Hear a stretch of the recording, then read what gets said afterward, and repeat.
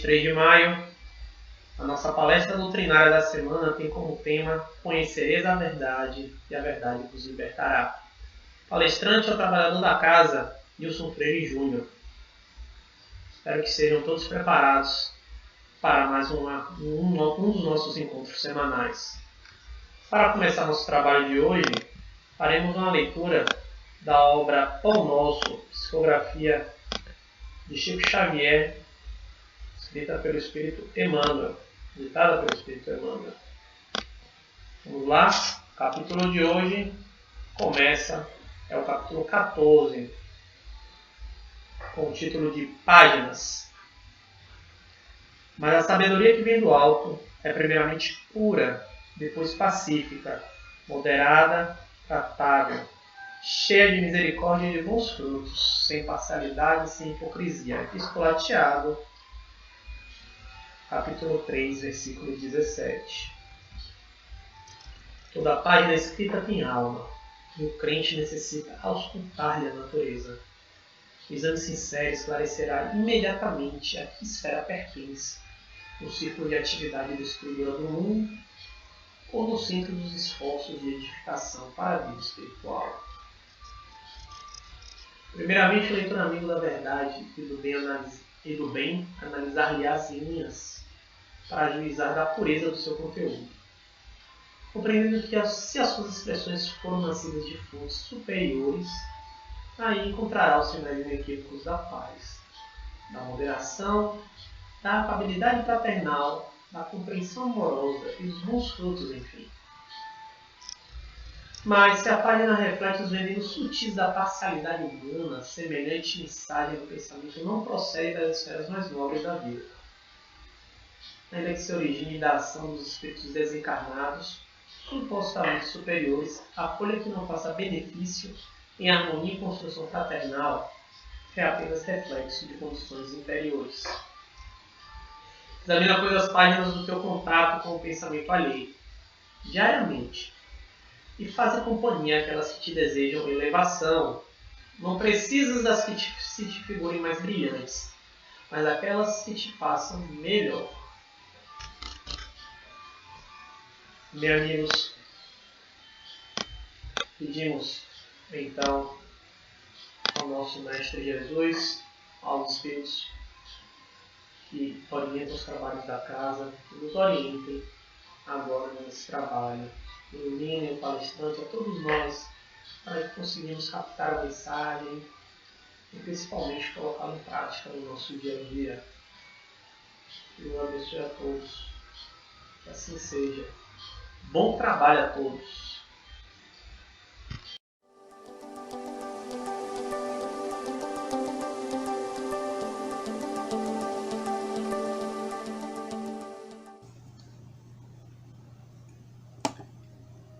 Bem, pessoal, quero desejar a todos uma boa noite ou uma boa tarde. Estamos aqui a convite do Departamento Doutrinário do NEPOM, que é o Núcleo Espírita da Polícia Militar. Hoje ficamos com o tema Conheceis a verdade e a verdade vos libertará, conforme foi elucidado aí no cartaz, no início da nossa palestra. Estamos com essa responsabilidade. Vamos fazer uma prece inicial, conforme fazemos sempre na nossa casa. Convido a todos a orarmos.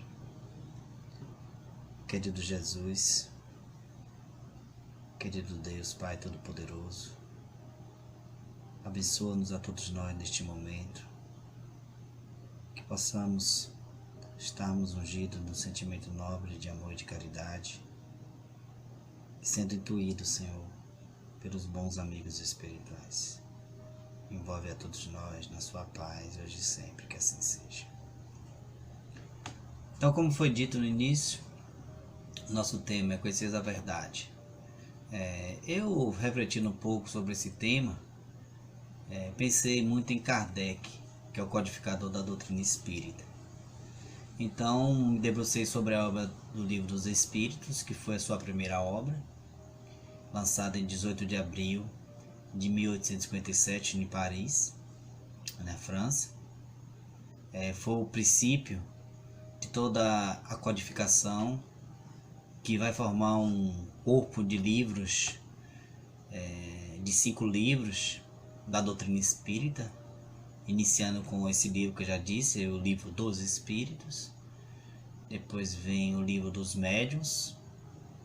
Logo em seguida vem o Evangelho segundo o Espiritismo, o Céu e o Inferno, e fechando na Gênese.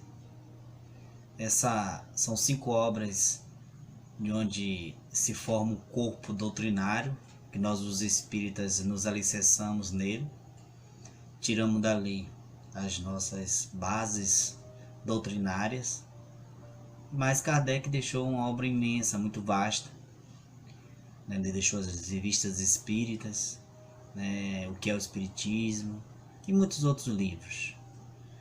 Então, eu pensando nisso, nada mais interessante, nada mais basilar do que ir na fonte, né? Que é Allan Kardec.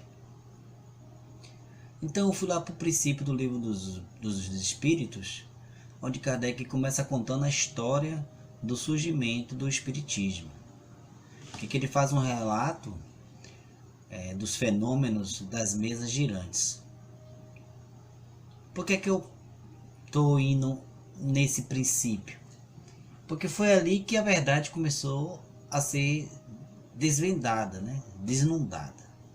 Porque ele mesmo conta que os fenômenos das mesas girantes era um fenômeno que poderia ser colocado como um fenômeno natural. Ele remonta que a própria eletricidade modificada poderia fazer com que esse fenômeno ocorresse. Então, ele vai se debruçar sobre a origem do fenômeno. Kardec não ficou preso no fenômeno das mesas girantes, dos objetos que voavam, batiam. Ele, ao observar, ele percebe que existia algo por trás do fenômeno físico. Então, em busca da origem, que nós podemos aqui fazer nas nossas palavras um paralelo, em busca da verdade. Qual é a verdadeira causa? Então ele vem lá no próprio livro dos Espíritos falar que esses fenômenos começou nos Estados Unidos e logo ele migra para a Europa, alcançando a França, mas também ele faz uma ressalva aí. Ele fala que esse fenômeno começou nos Estados Unidos, mas ele na sua origem não foi nos Estados Unidos, porque é um fenômeno que sempre ocorreu na natureza, na humanidade. Se você for pesquisar, você vai ver que é sempre um manifesto de algum fenômeno chamado desconhecido ou um fenômeno paranormal. Então Kardec, se debruçando sobre esse fenômeno, ele vai perceber que existia algo ali, uma inteligência através daquele fenômeno das mesas girantes. A revelia de muitos outros cientistas e observadores que menosprezaram esse fenômeno, levaram ele para a banalidade. Há relatos que na época havia nos salões, nos hotéis, um divertimento. Então, uma coisa banal até, fútil, né, de perguntas sem muito fundamento. Então, Kardec, quando ele se debruça sobre as mesas girantes, ele parte para a investigação, uma investigação profunda, aonde dali ele vai retirando algumas conclusões. Então, Kardec passa a observar a origem e a causa dos fenômenos. Ele percebe que não era um fenômeno causado pela eletricidade. Imaginava-se que pela quantidade de pessoas reunidas em torno da mesa, causaria ali um campo, criaria um campo eletromagnético e com isso fizesse com que as mesas saltassem, batessem, né, flutuassem. Como as mesas giravam, muitas vezes os médiuns colocavam suas mãos sobre a mesa e ela levantava, subia, descia, batia no chão. Tem relatos que ela caía, quebrava toda. Em outros momentos as mesas giravam. Então ele poderia também ser causado pelo fenômeno da rotação da própria natureza, do próprio planeta, assim como os planetas giravam, tudo na Terra poderia estar em movimento contínuo. Então ele foi eliminando, você vê que ele vai em busca da verdade, em busca da origem. Então ele foi eliminando, passo a passo, como um investigador, um grande observador. Então, num certo dado de momento, percebe-se que as mesas davam respostas. As pessoas faziam perguntas e através de pancadas, de número de pancadas, ela conseguia responder as perguntas. Ora era sim, ora não. E Kardec investigando os fatos, os relatos. Vale ressaltar que esses fatos não ocorreram só na França e também só nos Estados Unidos. Há relatos que ocorreram no mundo inteiro, né? Isso foi algo que foi uma invasão programada. Então se percebe que não foi um fenômeno isolado só na França. Mas, para não me alongar, o que acontece? Em certo dado momento, a própria mesa, né? Porque se dava a origem do fenômeno às mesas. Mas começou a se perceber que não eram as mesas que era a fonte, né? A origem. Porque chega um certo momento da investigação de Kardec que o fenômeno é revelado. Ele torna-se latente a origem de espíritos, né, por trás dos fenômenos, cuja não foi uma especulação de Kardec, muito pelo contrário, foram os próprios espíritos que se denunciaram, dizendo que eram espíritos ou gênios. É aí que Kardec percebe que existia uma causa inteligente através do fenômeno. E tem mais uma. Quando ele é revelado a origem, que eram os espíritos, ele percebe que existia ali um mundo a ser desvendado. Então até que ele faz uma pergunta, quem são os espíritos? Ele diz, vocês amanhã, ou seja, seríamos a humanidade que desencarnaria. Seriam as pessoas, as mulheres, os homens que viveram sobre a Terra e que agora adentravam o plano espiritual. Aí muda tudo, porque Kardec começa a travar diálogos mais sérios. Ele começa a fechar o cerco, ele seleciona as pessoas e ali ele começa a investigar através de perguntas e respostas que eram dadas pelas mesas. Em um certo dado momento, as mesas começam a modificar a forma de se comunicar, porque elas davam pancadas, né? Elas batiam, né? De quantidade de pancadas, formavam uma quantidade de letras. Depois elas passaram a fazer tipo um telégrafo. Eles botavam letras no chão e elas batiam na letra A, letra B, letra C, formando ali as palavras. Depois os médicos começaram a botar as mãos sobre algumas cestas. E essas cestas tinham um lápis, e nesse lápis esses médiuns iam escrevendo em forma giratória. E da lousa também, botava ali o tipo giz, e na lousa eles escreviam. Só que esses métodos eram demorados, né? E com o tempo eles foram evoluindo para a psicografia, aonde o médium colocava o lápis na mão e ali ele psicografava de forma direta sobre o papel. Quando o fenômeno chegou a esse patamar, Kardec começou a deslanchar na codificação, porque daí ele já tinha uma consciência que não era um fenômeno sobrenatural, era algo natural, que havia ali uma inteligência se manifestando através de um equipamento que nós chamamos de equipamentos mediúnicos, que ele mesmo denominando de médios, que significa estar ao meio, intermediando. Então dali Kardec parte para um princípio doutrinário. É onde começa a grande investigação desse novo mundo desvendado por Allan Kardec, que na época se chamava Hippolyte Lyon, né? O professor Hippolyte Lyon, e aí logo mais ele se transforma em Allan Kardec usando esse nome. Então ele deixa ali para nós como é importante, né, de fundamental importância, nós nos debruçarmos em busca da verdade. Da verdade que liberta, né? Da verdade que transforma, da verdade que nos propicia uma consciência racional, uma fé raciocinada. Porque seria interessante se Kardec não tivesse ido em busca dessa verdade, ficasse preso ali, Kardec não, Hippolyte Lyon, né? Que aí não era Allan Kardec.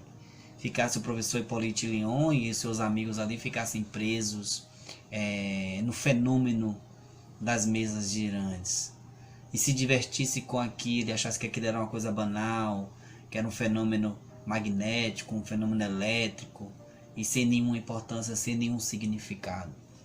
Então, como é interessante a gente se debruçar sobre essa questão, conhecer a verdade. Então, o que ele quis entender? Ele quis conhecer a verdade do fenômeno mediúnico, do fenômeno das mesas girantes.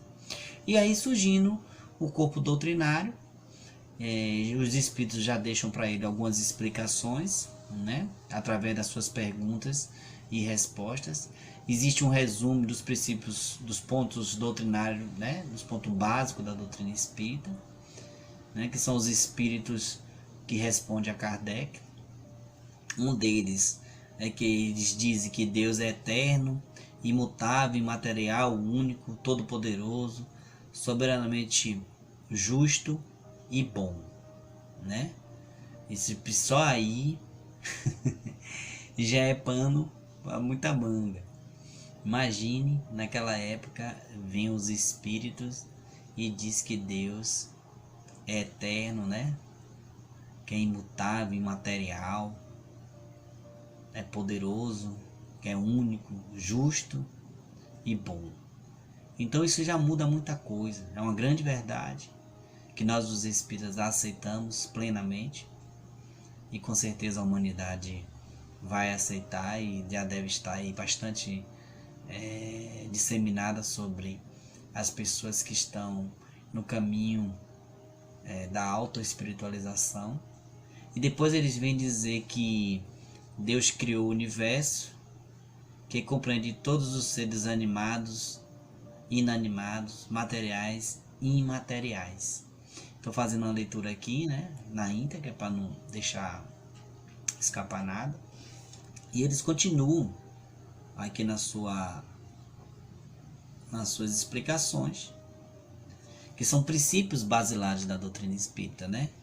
Os seres materiais constituem o mundo visível ou incorporal, os seres imateriais o mundo invisível ou espírita, ou seja, dos espíritos.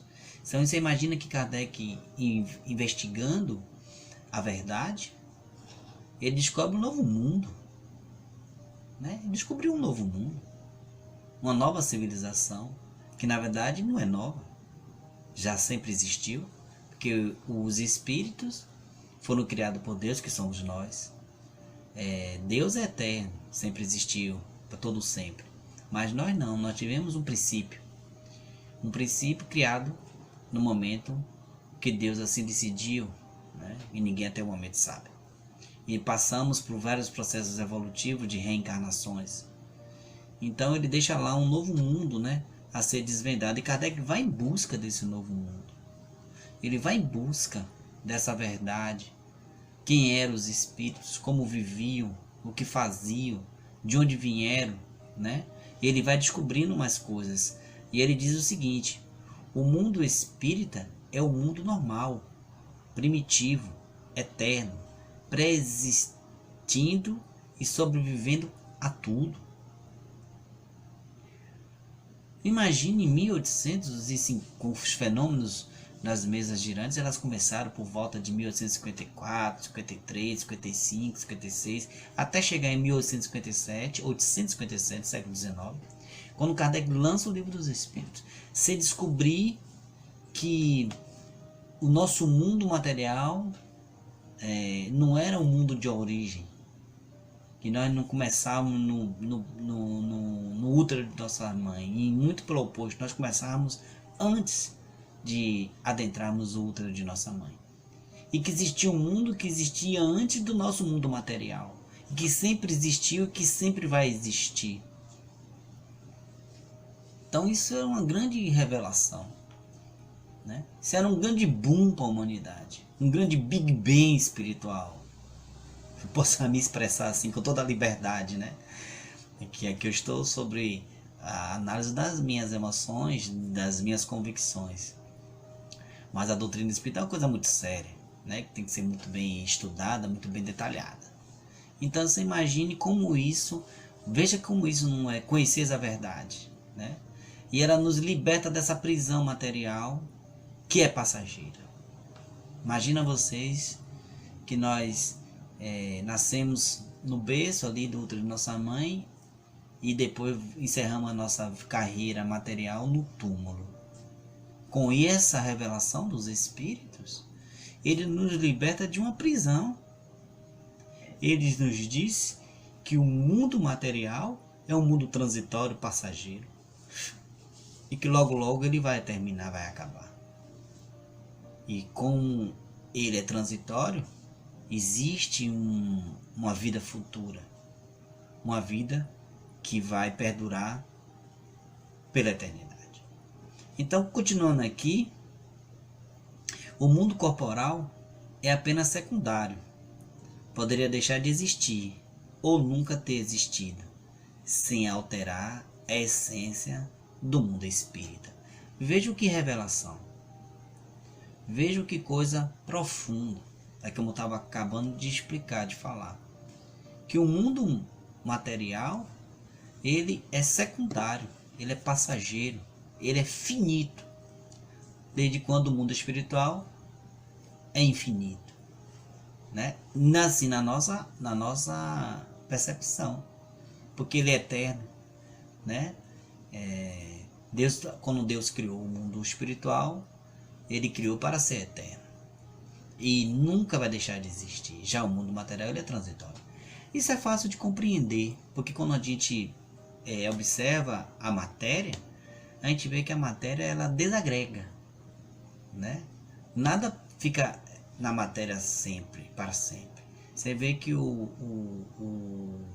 ferro, ele entra em decomposição, né? Ele oxida. Você vê que a matéria orgânica, ela entra em decomposição. Ela vira a matéria orgânica, ela vai se decomposição, né? Vai perdendo a sua forma. Você vê que o nosso próprio corpo, esse corpo de matéria, né, esse corpo biológico, as nossas células, elas vão morrendo gradativamente. Então elas vão se desagregando. O que é o fenômeno da morte?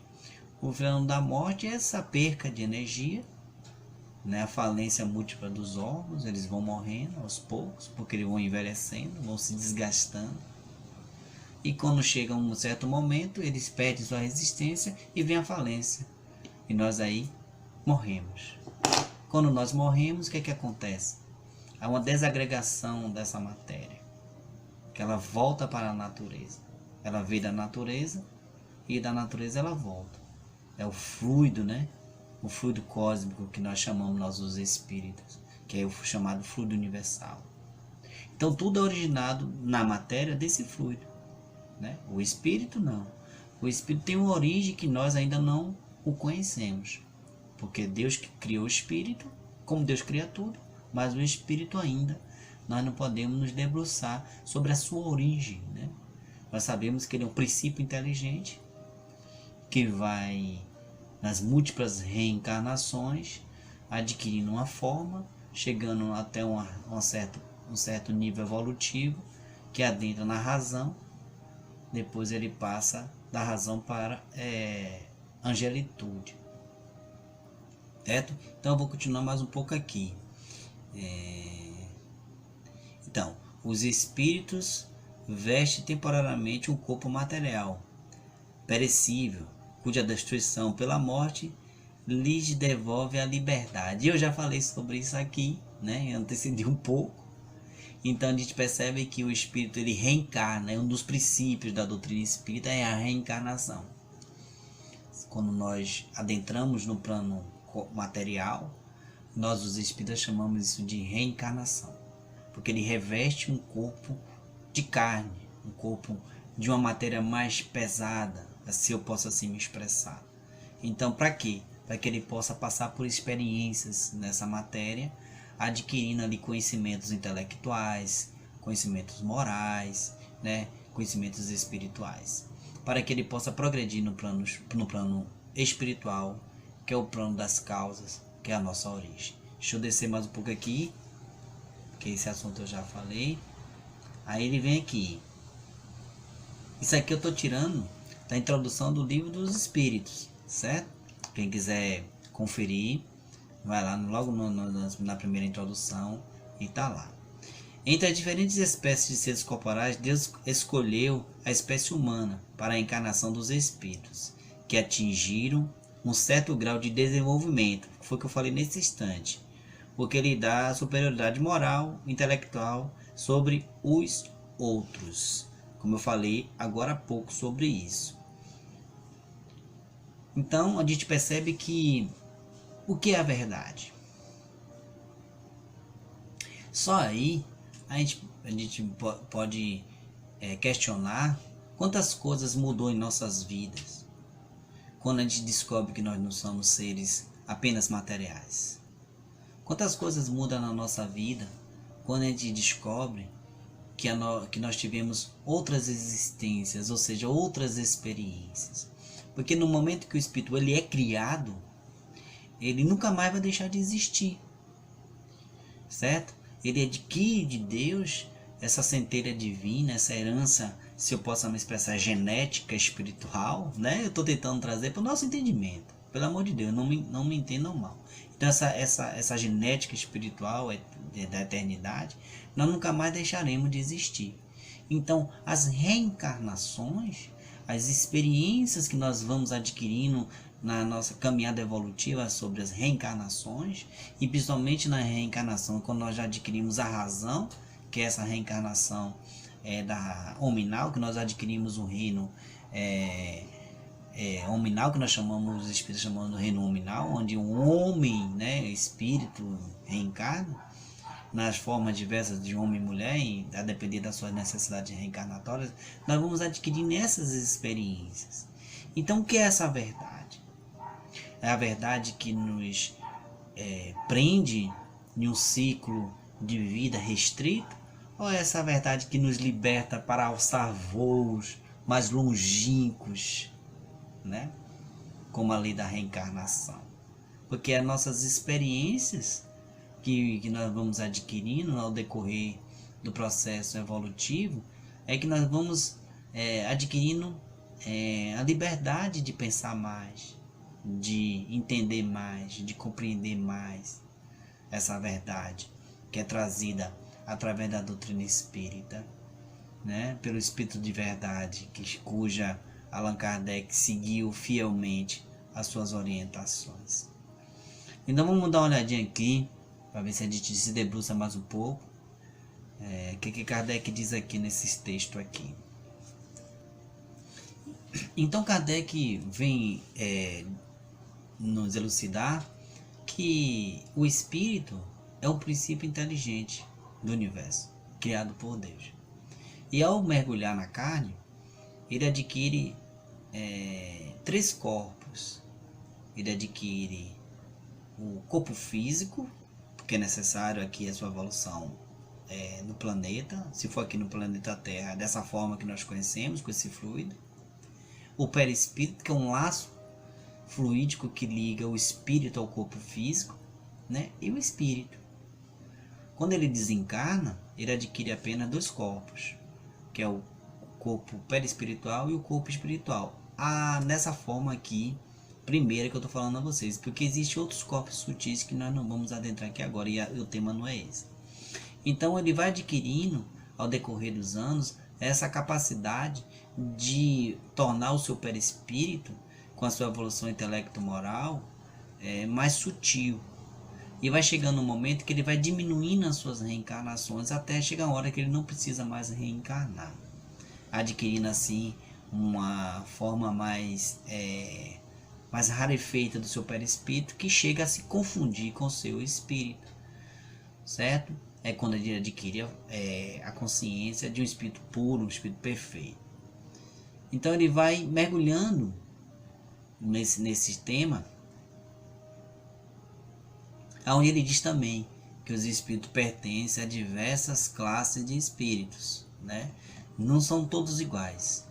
Se nós fizermos uma observação da própria existência aqui na Terra, nós percebemos que cada pessoa está num grau de inteligência, de moralidade, né? De conhecimento, porque inteligente todos nós somos, mas de conhecimento, né? Então nos espíritos é a mesma coisa. Kardec observa que existe vários graus de espíritos. Há espíritos que são mais evoluídos intelectualmente, há espíritos que são mais evoluídos moralmente, há espíritos que estão em um certo patamar de estagnação, espíritos que são bons, espíritos que são maus. Então ele chama a atenção para que nós observássemos essa questão da classe evolutiva dos espíritos. Então ele vem traçar um longo roteiro mostrando as diversas classes evolutivas dos espíritos, que nós não vamos nos aprofundar porque não é o tema. Por que eu estou chamando a atenção disso tudo? Porque nós queremos mostrar que o conhecimento, né, quando nós vamos em busca do conhecimento, é a mesma coisa que dizer, estamos em busca da verdade. Porque se a gente dizer assim, a minha verdade e a sua verdade, se torna algo difícil, né? Mas o conhecimento, ele vai nos libertando da ignorância de nós mesmos, das sombras que nos cercam. Então é preciso, sim, adquirir um conhecimento saudável, né? E a doutrina espírita nos propicia esse conhecimento. Eu vou convidar vocês agora a dar uma olhadinha na parte do Evangelho, que agora eu falei um pouco da ciência espírita, e nós vamos adentrar um pouco agora no Evangelho, porque Kardec, depois ele observando as comunicações dos espíritos, ele percebe sim que Jesus fazia parte dessa pleiade de espíritos nobres que lhe cercavam, de escola, né? Iluminados. Então ele vem e convoca o Evangelho, lá na sua terceira obra, que é o Evangelho segundo o Espiritismo, e nós fechamos nossa palestra, a nossa conversa aqui, nos debruçando um pouco sobre o Evangelho.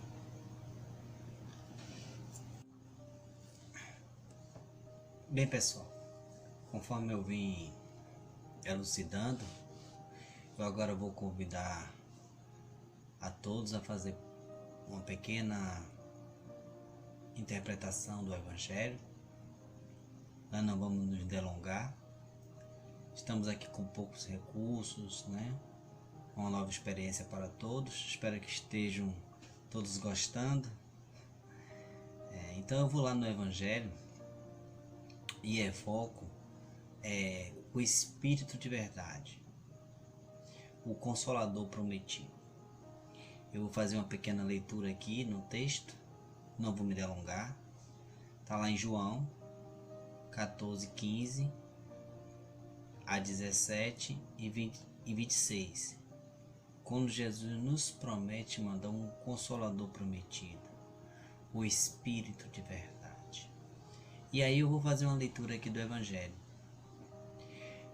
onde diz assim: Jesus promete outro Consolador, o Espírito de verdade, que o mundo ainda não conhece, por não estar maduro para o compreender.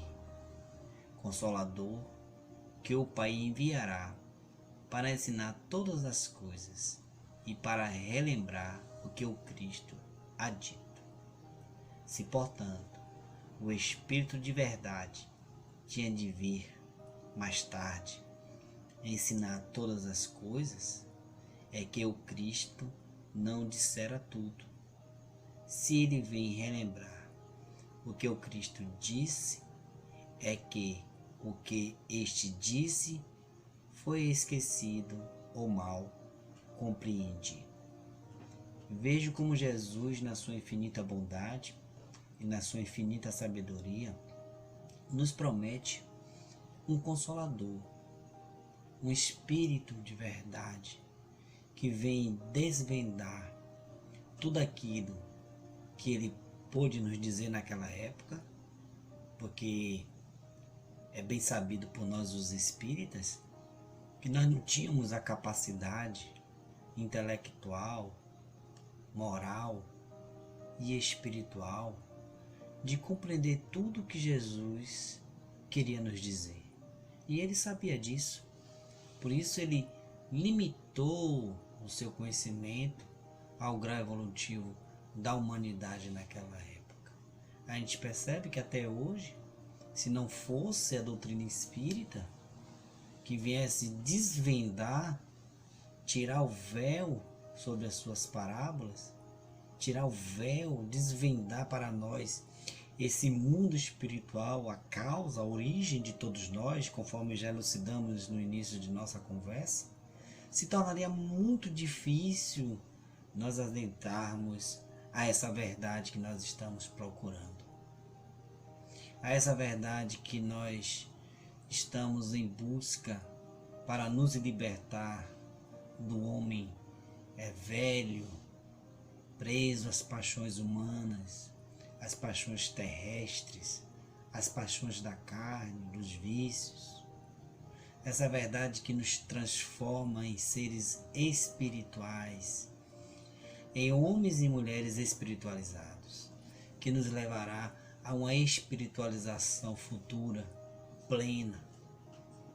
Então o Espírito de verdade que eu evoco aqui agora, na nossa conversa, é que vai nos libertar e nos consolar, nos prometendo uma vida futura, nos trazendo os subsídios necessários para crermos nessa vida futura, para termos a certeza que nossa vida não é essa vida material que nós aqui estamos, temporária, passageira, que se faz necessário, é de suma importância estarmos reencarnados na matéria, como já foi elucidado antes, mas que a nossa vida plena é a vida espiritual, que nós não perdemos as pessoas que desencarnam antes de nós, muito pelo oposto, que um dia nós nos reencontraremos no plano espiritual. E nós vamos fazer mais uma leitura aqui embaixo, para que fique mais entendido aquilo que nós queremos dizer. Vamos evocar aqui o Espírito de verdade, que está no Evangelho segundo o Espiritismo.